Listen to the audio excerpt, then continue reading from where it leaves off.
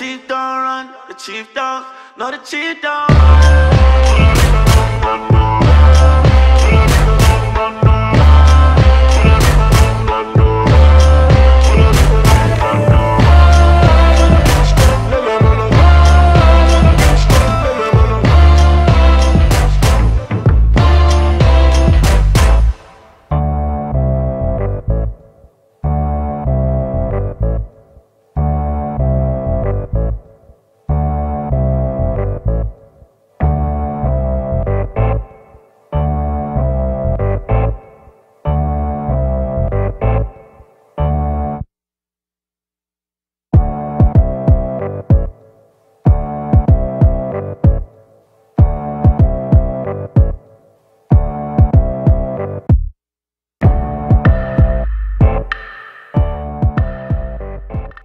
Bonsoir les amis, bienvenue à toutes et à tous. Je me permets, vu que l'émission est enregistrée, de glisser un petit mot au début pour vous dire que le son pendant cette interview n'était pas très bien, il n'est pas du tout très bon, puisque Monsieur Loco on l'a appelé plutôt ce matin, il était dehors et on n'a pas voulu décaler l'interview, donc malheureusement le son n'est pas très bien, on comprend ce qui se dit, mais je tenais à tout simplement m'excuser envers vous pour cette qualité de son. Voilà, je vous souhaite une très très bonne émission et je vous dis à très très très bientôt. Je vous laisse avec moi et avec le reste de l'équipe, Clément et Lloyd. On y va. Bonsoir à tous les amis, bienvenue à toutes et à tous dans Intégral Foot ce soir avec moi Lloyd Duchâteau, Clément Pernia. Bienvenue les amis, bienvenue Clément. Bonsoir Béchir, bonsoir à tous. Et bienvenue Lloyd, salut à toi. C'est Béchir, salut à tous. Ça faisait un bail qu'on n'avait pas fait d'émission ce soir. Clément, je te laisse introduire notre invité, ancien international français, légende du football français. Je te laisse introduire, je vais pas te spoiler, je te laisse même si bon, j'imagine que les gens connaissent l'invité, mais je te laisse introduire l'invité. Vas-y. Une coupe de cheveux atypique, une coupe d'Europe mythique, 36 buts en 115 matchs sous le maillot rouge et bleu, 7 buts en 26 sélections en bleu. Aujourd'hui consultant pour France Bleu, son sang reste toutefois rouge et bleu. Patrice Loco est avec nous aujourd'hui. Patrice Loco, bonsoir et bienvenue. Bonjour à tous. Est-ce que vous pouvez vous présenter aux plus jeunes, à ceux qui vous connaissent pas, Patrice Loco? Eh bien, je suis un ancien joueur de foot professionnel. J'ai débuté à l'OFC Nantes. Après, j'ai joué au Paris Saint-Germain, à Lyon, à Montpellier, entre autres, et j'ai fini à Ajaccio, en Corse. Et maintenant, je suis consultant pour les chaînes télé et radio. J'ai joué aussi un petit peu en équipe de France. On va commencer par la Coupe du Monde. Vous avez pensé quoi de cette première semaine de compétition? Est-ce que vous êtes satisfait en tant que fan de foot ou pas? Du spectacle? Oui, moi je travaille pour France Bleu, là, pour toute la Coupe du Monde, et je suis l'équipe de France pour tous les matchs. C'est vrai qu'on a vu des matchs intéressants en Coupe du Monde pour l'instant, ça c'est bien. Mais l'équipe de France, je pense qu'elle a donné un beau visage de la France et de son jeu, même s'il y a des choses encore à peaufiner, bien sûr. Hein. Ils auraient pu faire mieux, bien sûr, mais les résultats sont là. On a fait des bons matchs amicaux. Et puis le premier match de la Coupe du Monde a été gagné avec les 3 points qui étaient très importants, puisque beaucoup d'équipes favorites n'ont pas pris les 3 points comme la France. Et ce match contre l'Australie, vous êtes pas satisfait comme la majorité des Français, ou vous vous dites ça sera mieux? L'équipe de France est capable de faire beaucoup mieux. Hein, ils ont fait un match intéressant, mais on attendait beaucoup plus de cette attaque, puisque il y avait que 3 buts lors d'un autre match amical. Et on attendait mieux, c'est vrai. Mais les 3 points sont là. Pogba a démontré qu'on pouvait quand même compter sur lui malgré des matchs où aussi on l'attend un peu plus. Mais en tout cas, il a marqué. Et Griezmann aussi. Voilà, c'est des joueurs qui sont très intéressants. Et l'équipe de France, je pense, va monter en puissance petit à petit. Moi, j'ai envie de rebondir sur ce que tu dis. Je serais moins optimiste que toi, personnellement. Certes, les autres favoris ne se sont pas imposés, mais quand on voit le Brésil qui joue contre la Suisse ou l'Allemagne, une grosse équipe mexicaine, c'est vrai que les adversaires des autres favoris sont plutôt plus élevés sur le papier plutôt. Et la France dans le jeu a produit, justement, la France a développé un jeu qui n'attire pas vers l'optimisme pour la suite de la compétition. Je sais pas ce que tu en penses. Je suis d'accord dans un premier temps avec toi, parce que c'est vrai que les autres nations ont joué des équipes beaucoup plus fortes sur le papier, hein. Mais la France a joué aussi une équipe qui était très intéressante. qui a beaucoup défendu, qui a joué 4-4-2 avec deux lignes devant la défense. C'était pas facile de mettre en place un jeu d'attaque et c'était pas évident. Mais l'équipe de France a quand même démontré que sur certains coups, elle était capable de marquer à tout moment et la rentrée des remplaçants a fait beaucoup. Donc je pense que c'est une bonne chose. Alors c'est vrai que le groupe de la France est plutôt, je pense, on devrait sortir du groupe, mais on se rend compte quand on voit les matchs des autres équipes qui ont joué que ça va être très difficile quand même de passer ce cap du premier tour parce que toutes les petites équipes, elles ont beaucoup progressé. Hein, et on s'en rend compte. Toutes les petites équipes accrochent les grosses et bon, la France est en bonne voie, mais moi aussi, comme vous, on attend beaucoup plus de la France. On a l'impression aussi que la France, elle se cherche toujours son système de jeu. On a vu que l'Allemagne ont leur système de jeu, l'Argentine aujourd'hui aussi. Mais la France, on a l'impression que même actuellement, elle cherche encore son système de jeu le plus optimisé pour gagner. Oui, mais c'est vrai que la France a joué les matchs amicaux avec différents systèmes, à 3 attaquants, à 2, à 1. Et ils cherchent la meilleure façon de pouvoir contrer les équipes. Je pense que Didier Deschamps est un bon sélectionneur. Il va s'adapter, je pense, aux équipes qu'il va rencontrer, parce qu'il faut quand même adapter les joueurs de défense qu'on va jouer. En tout cas, la France a de bons attaquants, elle marque des buts. On l'a bien vu, Giroud, quand il est rentré, tout de suite, ça a changé, parce que peut-être que là, ça aurait peut-être été plus judicieux, peut-être, que Giroud commence au départ, mais en tout cas, le début de match, pour la France, était bon. On savait que les 3 attaquants qui jouaient étaient capables de marquer. Bon, c'est une jeune équipe, la France, comme d'autres nations comme l'Angleterre. C'est une équipe que je pense qui va monter en puissance. Il faut faire confiance aux sélectionneurs et aux joueurs qui sont très motivés, ça se voit. Justement, Béchir, si je peux rebondir, est-ce que justement, pour aller un peu plus loin pour la France et envisager un parcours excellent, il va pas manquer des choix forts de Didier Deschamps? Je pense notamment en défense centrale où on voit la charnière, on voit que la charnière Raphaël Varane, Samuel Umtiti, dès que le niveau s'élève un peu, est en difficulté. Je pense également au milieu de terrain, est-ce qu'il faut pas réinstaller Blaise Matuidi à la place de Paul Pogba? Est-ce qu'il va falloir des choix forts, des choix d'hommes et mettre du caractère dans cette équipe pour pouvoir envisager la suite? Oui, je pense que Didier Deschamps, c'est un bon sélectionneur. Il sait les joueurs qui sont en forme, il connaît son groupe et je pense qu'il fera jouer les meilleurs à chaque fois pour les matchs. Et en tout cas, le groupe le plus adapté, les 11 de départ, le plus adapté aux équipes qu'il va rencontrer. C'est sûr qu'il y a un très bon banc de touche. On a vu l'équipe qui était en place au départ l'autre jour, c'était une bonne équipe. Après, même, il y avait des mêmes Matuidi qui était encore sur le banc de touche, effectivement, qui peut lui aussi être un titulaire de cette équipe, mais il a pris ses responsabilités en le mettant sur le banc de touche. L'équipe a gagné, donc il a raison. Et puis peut-être qu'au prochain match, effectivement, peut-être que Matuidi rentrera. Je pense aussi comme vous qu'il peut rentrer. À la place de qui, je ne sais pas encore, il faut que je regarde l'équipe adverse. Mais je pense que le groupe qui a joué l'autre jour peut être modifié pour le prochain match, parce que l'équipe que la France va rencontrer est différente de l'Australie. Est-ce que cette équipe de France, selon vous, peut gagner cette Coupe du Monde? Est-ce que vous la mettez dans les 2 ou 3 favoris avec le Brésil, avec l'Allemagne? Moi, je l'ai dit dès le départ, l'équipe de France a un bon groupe. C'est une jeune équipe qui est capable du très bon comme peut-être du moins bon. Et le tout, c'est que l'équipe se trouve. Je pense que le groupe se vit bien. On voit que les joueurs rigolent. Ils ont des résultats et ça, c'est important. Et puis, je pense aussi que les joueurs sont tous motivés. Et je pense qu'on peut aller. Moi, je pense qu'on peut aller en demi-finale, voire finale, parce qu'on est capable. Après, il faut au moins aller en quart de finale pour voir qui on va rencontrer. Il y a peut-être des grosses équipes qui seront peut-être éliminées aussi, peut-être, je ne sais pas. En tout cas, il faut déjà passer le tour. Et puis après, on verra plus loin. Mais je pense que l'équipe de France est capable, franchement, d'aller en demi-finale. Et puis après, on ne sait pas quand on tombe, mais la finale, oui, c'est possible. Dans les 23 de la sélection de Didier Deschamps, si vous pouvez changer certains joueurs ou en rajouter d'autres, qu'est-ce que vous changerez dans cette sélection de 23 joueurs? Ou le groupe? Dans le groupe des 23. Qui auriez-vous appelé que Deschamps n'a pas appelé? Franchement, moi je pense que le groupe il est cohérent. Il y a des joueurs qui sont restés à la maison parce qu'il est bien obligé de faire des choix. Mais franchement, le groupe est cohérent. Il a pris des joueurs qui sont capables de jouer à plusieurs postes. Il a doublé les postes en défense, notamment les latéraux.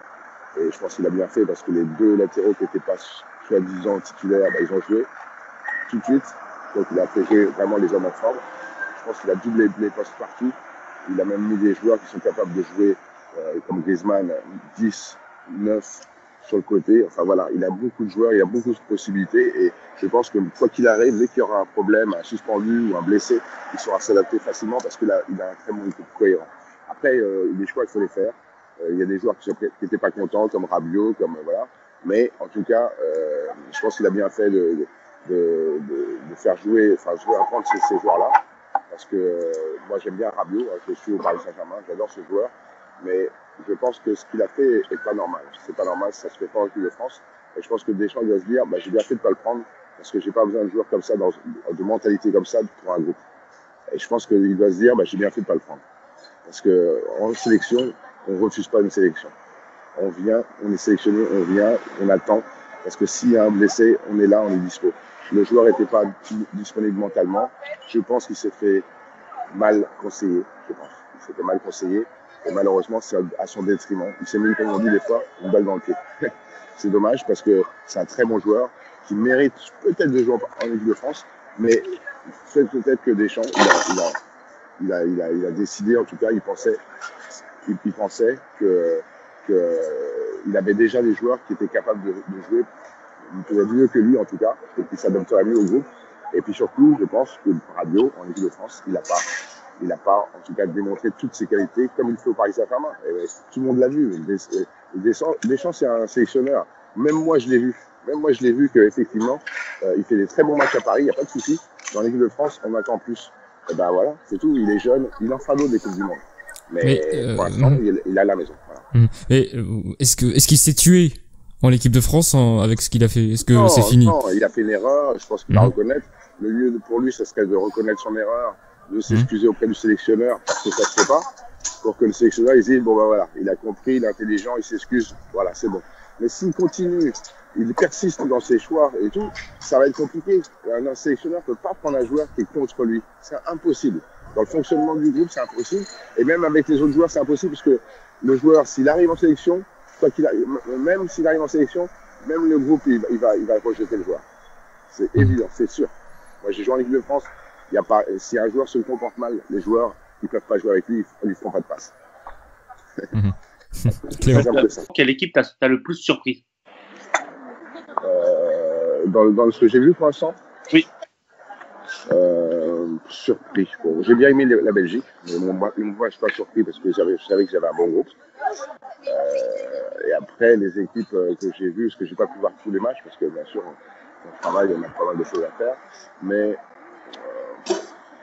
les Anglais, ils ont une jeune équipe. On sait qu'ils sont capables, mais ils ont une jeune équipe et on ne sait pas ce qu'ils peuvent faire. Et j'ai trouvé que c'était assez cohérent. Ils ont eu des difficultés, ils s'en sont sortis à la dernière seconde, aux dernières minutes, dans les arrêts de jeu. Mais je pense que l'Angleterre, c'est cohérent. Et ils ont des jeunes joueurs comme la France, en fait. Donc c'est l'équipe qui se cherche comme la France, mais qui a pris les 3 points comme la France et qui va être là, je pense, à la fin. Ils vont être là, les Anglais. Mais ils ont comme la France des petits soucis, peut-être en défense. En défense, on sait pas. Mais en tout cas, la France, je pense que les joueurs, on n'a pas pu juger la défense parce que les joueurs, ils n'ont pas beaucoup de travail, il faut admettre. Et ils ont bien fait leur boulot. Donc, il ne faut pas trop critiquer les jeunes joueurs parce qu'ils font ce qu'ils peuvent. Ils n'ont pas d'expérience. En tout cas, ils donnent le maximum et c'est l'important. Est-ce que le fait de rajouter plus de nations dans les prochaines Coupes du Monde, comme en 2026, va être positif pour la compétition ou pas? Puisque là, on voit que les petites nations, par exemple comme la Tunisie, comme les petites nations africaines, perdent et c'est inintéressant, on va dire ça comme ça. Est-ce que c'est... Donc, oui, je pense que de rajouter des nations, ça peut être néfaste pour la Coupe du Monde. Parce qu'en Coupe du Monde, on a déjà beaucoup de nations, d'accord? Et c'est vrai que des fois, on dit que les premiers tours sont pas très intéressants parce que les gros jouent contre des petits et puis ils gagnent tout le temps.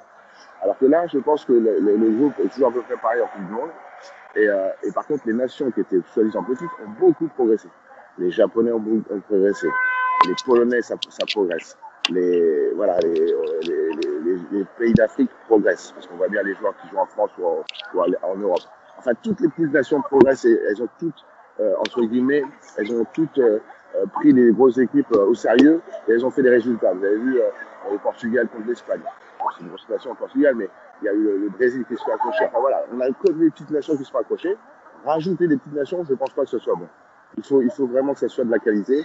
Mais maintenant, la Coupe du Monde est très intéressante parce que toutes les petites nations sont capables de faire des bons matchs et d'accrocher les gros, et c'est ça qui est intéressant. Et c'est pour ça que je pense que cette Coupe du Monde va être très belle, parce que c'est vachement intéressant de voir des équipes, même si elles sont pas très fortes sur le papier, et ben elles pratiquent du beau jeu. Ça, c'est bien.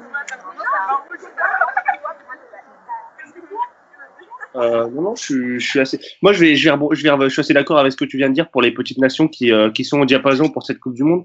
Moi, j'ai une question plus centrée sur les joueurs du PSG désormais qui sont dans cette Coupe du Monde. On a vu Cavani, on a vu Neymar. Qu'est-ce que tu as pensé notamment du match de Neymar face à la Suisse? Alors, j'ai pas vu tout le match, mais je pense qu'il est encore en rodage, entre guillemets. Je pense qu'il reprend la compétition. Il s'est entraîné, il a fait ce qu'il fallait pour reprendre, et je pense que ce qu'il a appris, c'est qu'il était prêt. Mais comme on dit, il y a rien de tel que la compétition. Donc l'intensité, les joueurs, tout est multiplié par 10, 20, 30, 100 peut-être. Et là, c'est vraiment du haut niveau. Alors même un Neymar qui est très fort, là, il peut être en difficulté s'il n'est pas à 200%, au moins 100%. Et je pense qu'il n'est pas encore revenu à son meilleur niveau parce qu'il n'a pas les jambes. Il n'a pas trop les jambes. Et il a oublié un peu que au niveau, ça rigole pas. Donc je pense il est, comme on dit, en rodage. Il va avec les entraînements, il va prendre le rythme au fil des matchs. Et je pense qu'il va être très fort à la fin. Je pense. Parce que j'adore ce joueur, il est très très beau. Est-ce que juste vous pensez que le Brésil va pouvoir se reprendre, ou l'Argentine, ou ces pays qui n'ont pas fait un très beau premier match? Est-ce que vous pensez que l'un de ces pays-là peut tomber, peut ne pas se qualifier en fait? C'est un peu la question. Là. J'avais dit en quart de finale, j'avais dit Brésil, Argentine, parce que c'est costaud. J'ai vu les matchs amicaux dans l'année. Franchement, ça joue bien, c'est costaud, c'est cohérent, ils sont des bons joueurs. Il y a des jeunes joueurs, il y a des joueurs un peu d'expérience. Non, je pense que l'Argentine, le Brésil, même s'ils sont pas accrochés, je pense que ça va y être. J'espère. Après, on va retrouver toutes les grosses nations, mais en tout cas, le Brésil et l'Argentine, pour moi, ça va se qualifier au premier tour, même si ils sont peut-être un petit peu dans la difficulté. Mais je pense qu'ils vont se qualifier parce que c'est cohérent, ça joue bien, c'est le pays latin, c'est bon. Même le Pérou, vous avez vu, le Pérou, ça joue. Ils ont pas fait un résultat, mais ça joue bien. Et surtout le Mexique, qui a fait un très gros premier match face à l'Allemagne. Même l'Allemagne, elle a eu beaucoup de mal, les Mexicains, mais encore une fois, c'est des pays d'Amérique du Sud. Ces pays-là, ils ont beaucoup progressé. Ils font tellement des matchs durs dans leur championnat parce que c'est physique. En plus que les joueurs, ils vont beaucoup à l'étranger, donc quand ils reviennent, ils amènent de l'intensité, de la technique bien sûr, mais ils amènent aussi leur expérience de haut niveau, au niveau de la tactique. Et ça, c'est fort pour ces équipes-là. Ils ont beaucoup progressé. Et moi, j'ai un peu peur pour l'équipe de France parce que jouer les pays latins, et les pays, enfin en tout cas sud-américains, c'est pas gagné d'avance. Ça ressemble un peu au pays espagnol, mais moins structuré, mais un peu plus de folie. Et quand on a des jeunes joueurs, parce que beaucoup d'équipes sont jeunes, ils ont pas les jeunes, ils jouent, hein, ils se posent pas les questions comme les joueurs d'expérience. Hein. Donc voilà, c'est intéressant. Moi, j'aime bien cette Coupe du Monde pour l'instant. Vous avez parlé des pays sud-américains qui ont progressé selon vous. Est-ce que les Africains, eux, ont régressé ou ont progressé, ou on a vu quasiment il y a que le Sénégal qui a gagné? Est-ce que vous êtes déçus de voir le Maroc, l'Égypte, la Tunisie, oui, moi, le Nigeria perdre? Oui, je pensais que le Maroc allait gagner.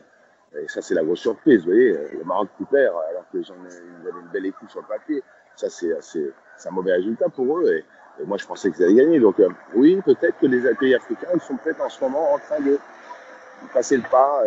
Et c'est vrai que peut-être que, je sais pas, est-ce que la formation, les jeunes joueurs qui arrivent maintenant, est-ce qu'ils sont bien formés? Est-ce qu'ils sont comme en France, comme les pays européens où on forme bien les joueurs? Vous voyez, les Anglais, ils arrivent avec une jeune équipe. Les Belges, ils ont des jeunes. Vous voyez, il y a beaucoup d'équipes qui arrivent avec des jeunes.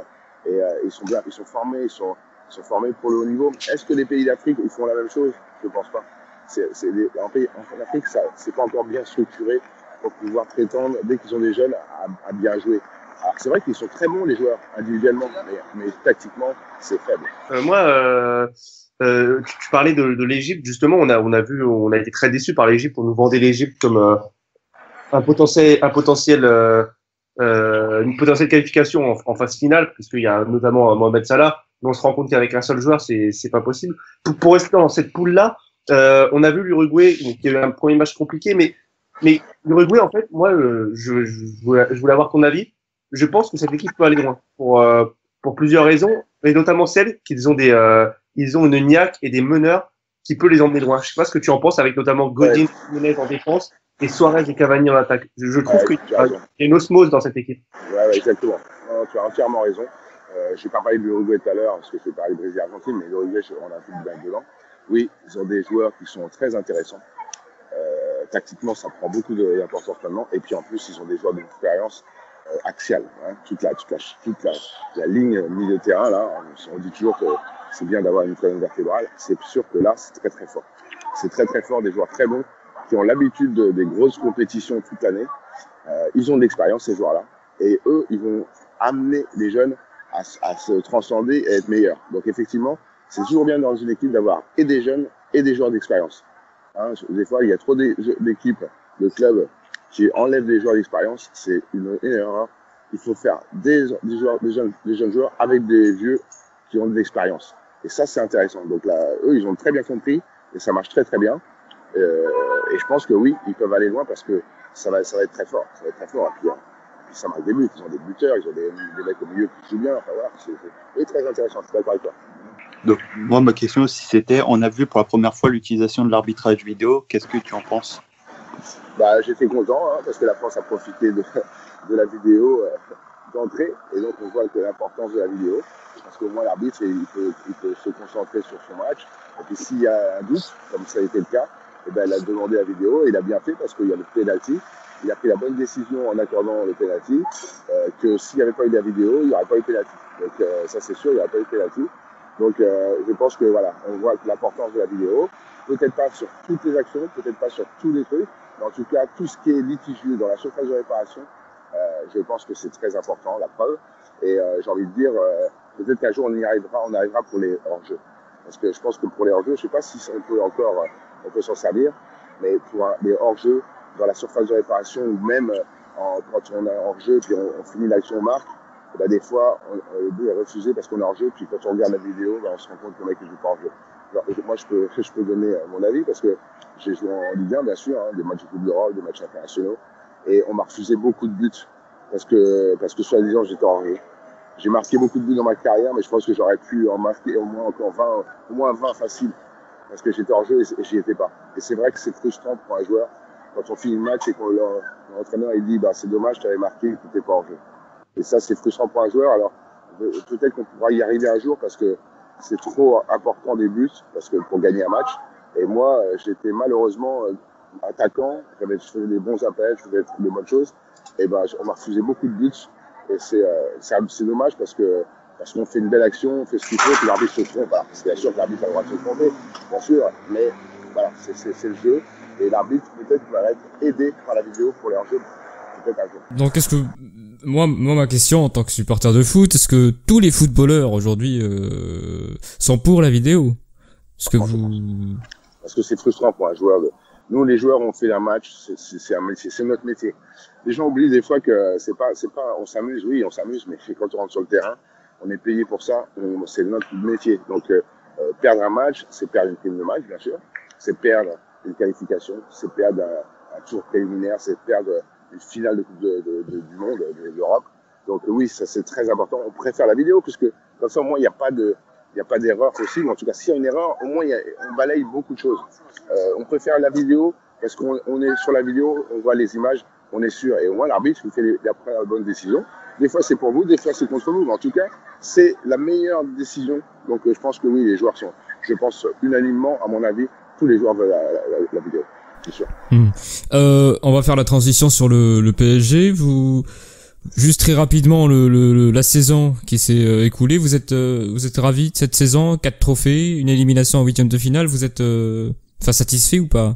Qu'est-ce que vous en pensez Oui, ils ont fait pour une grosse saison, 4 trophées. Franchement, à Paris, les trophées tous les ans, il y a plein de trophées.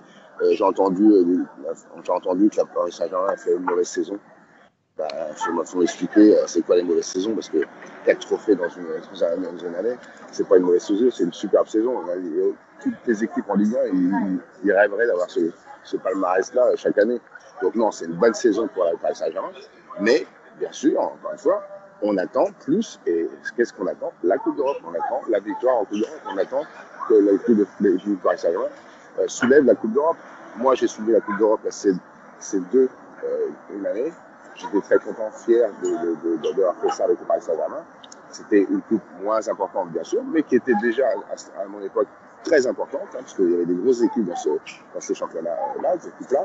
Mais là, maintenant, c'est vrai qu'on attend beaucoup plus du Paris Saint-Germain. Mais parce qu'on veut que l'équipe de Paris Saint-Germain fasse une finale, et puis bien sûr la gagne. Justement, pour se projeter un peu sur la saison suivante, qu'est-ce que tu penses du choix de Thomas Tuchel en tant qu'entraîneur? Est-ce qu'il peut apporter davantage que ne l'a apporté Unai Emery, par exemple? Alors, j'en ai discuté avec pas mal de gens du football, et je pense à peu près comme moi. C'est-à-dire que c'est un bon entraîneur qui est assez strict, carré, il sait ce qu'il veut, il sait ce qu'il veut pas, il est capable de modifier un groupe, et je pense qu'il peut amener l'équipe du Paris Saint-Germain à aller en finale de la Coupe d'Europe. Ça, c'est sûr. Et je pense que le président du Paris Saint-Germain, il s'est pas trompé. Je pense qu'il a pris la bonne personne. Il avait sûrement d'autres choix, mais je pense que c'est un bon choix. Je pense qu'il est capable. Il va pas avoir peur de manager des joueurs, des stars comme Neymar, comme d'autres. Je pense il va être, je pense, cool avec les joueurs, mais en tout cas, il va leur demander le maximum. Et après, il fera ses choix. Donc, je pense que c'est un bon choix. C'est vrai qu'Emery était un bon entraîneur aussi, qui a su gagner 4 trophées, mais il n'a pas ramené la Coupe d'Europe. Et ça, au Paris Saint-Germain, à Paris, je pense qu'on veut le haut niveau, et le président, que je connais un petit peu bien sûr, parce que je vais au Paris souvent, eh ben, il m'a déjà dit que lui, c'est la Coupe d'Europe qu'il veut, et il veut modifier l'équipe pour la gagner. Mais il n'a pas dit qu'il allait la gagner en une année. Il sait que ça va mettre du temps. Il faut préparer l'équipe. Mais je pense que cette année, s'il y a encore un recrutement, quelques joueurs encore en plus, ça peut le faire. Et là, Neymar, il va rester, parce que j'ai compris, hein. Neymar va rester. Voilà, ça veut bien dire des choses. Ça veut dire que l'équipe qui va être en place l'année prochaine, elle va jouer bien sûr le championnat, les coupes, la Coupe d'Europe à fond, et bien sûr pour gagner la Coupe d'Europe. Est-ce que justement maintenant on n'arrive pas à une saison où il va falloir faire partir quelques anciennes de nos stars? On pense notamment à Cavani, on peut penser à Thiago Silva, on a Mota qui part à la retraite. Est-ce que c'est la saison où le PSG doit se réinventer? Je pense que effectivement il y a des joueurs qui commencent à, c'est pas qu'ils sont vieux, mais c'est qu'ils ont du vécu au Paris Saint-Germain, ils ont l'expérience. Je pense qu'encore une année ça peut faire. Mota, Silva, moi je trouve que c'est des très bons joueurs. Et Mota, il a encore montré cette année, même s'il a moins joué que quand il était là, il a fait beaucoup de bons matchs. Et d'ailleurs, il est assez régulier.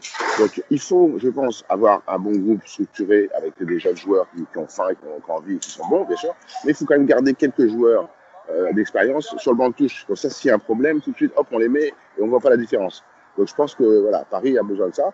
Je pense que oui, il faut des joueurs qui ont faim.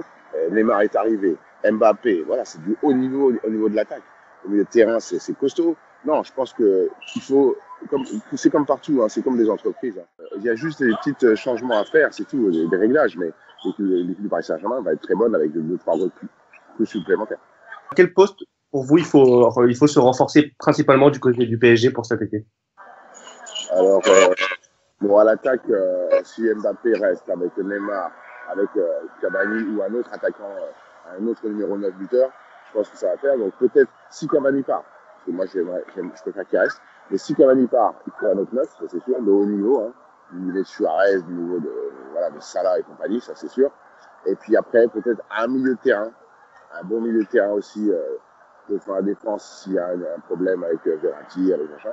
Et puis en défense, peut-être un axe. Mais bon, en défense, ça tient la route, mais ils n'ont pas beaucoup de boulot, on a envie de dire. Très rapidement, juste votre pronostic pour l'équipe de France, est-ce que vous les voyez en finale ou pas?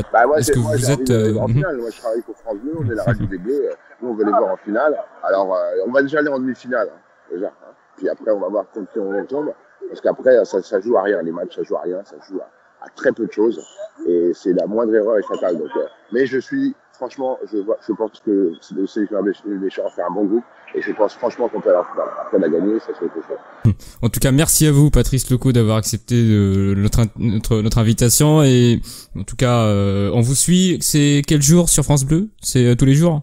France Bleu, c'est tous les matchs d'équipe de France, donc c'est le jeudi. D'accord. 17h sur France Bleu. D'accord. En direct live sur les réseaux sociaux, c'est filmé. D'accord. Merci à vous en tout cas. Merci beaucoup d'avoir invité. Merci à vous.